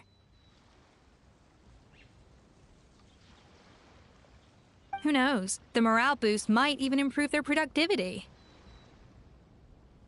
Oh? If I recall correctly, you once served up some special fish and chips for the porters over at the Fleuve Centre. For several days after, the workers were all incredibly efficient. They'd finish 8 hours of work in just 5. And then, because they clocked out early, they'd come back completely refreshed the next day. Then there's no time to lose. Go invite the artisans over while these ribs are still hot. I'll prepare some side dishes and desserts too. That's a great idea! You really live up to your reputation, Escoffier! Looks like these themed dishes are gonna make a huge difference after all. We'll have to make sure we check in with you regularly.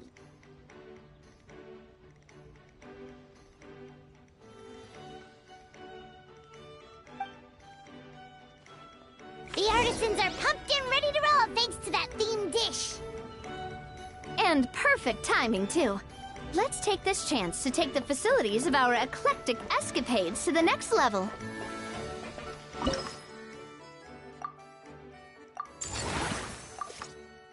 We should be able to attract more customers by upgrading. That's right. Based on my business experience with the Spina di Rosula, I've quantified the service value to help you intuitively understand how satisfied customers are with each stall.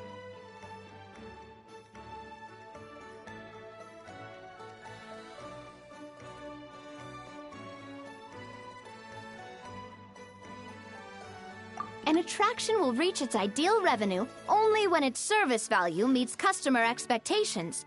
As we improve and expand our facilities, expectations will also increase accordingly. When that happens, we can deploy more capable employees or invest funds in training to enhance our employees' skills.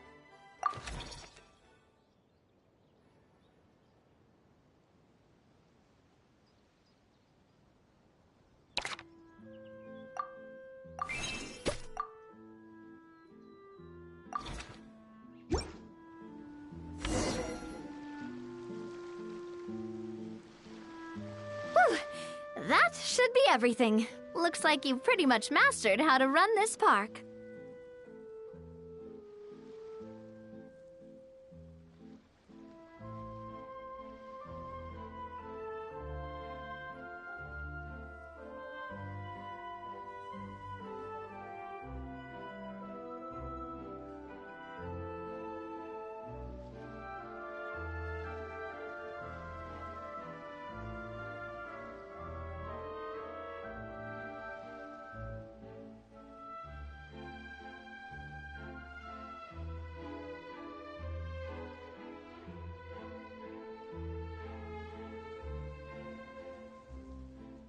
Huh?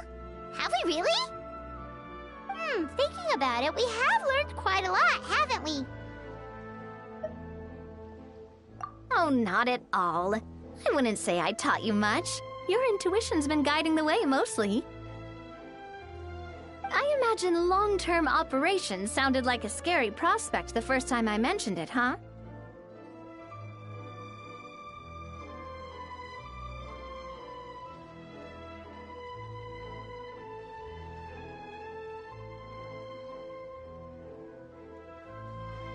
Don't let that scare you.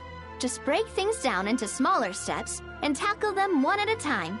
Even if you're not a genius or naturally gifted, you'll get it done in the end. Whoa, seeing her own progress has really got Paimon fired up! Actually, she's gonna jot your words of encouragement right down.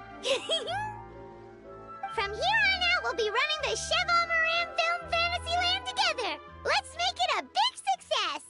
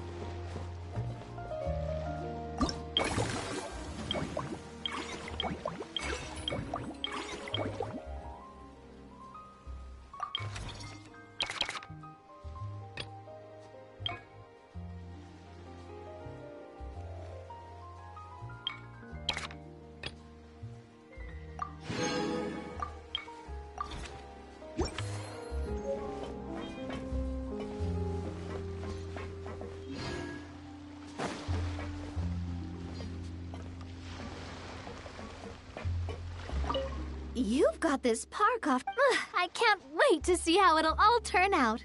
How exciting!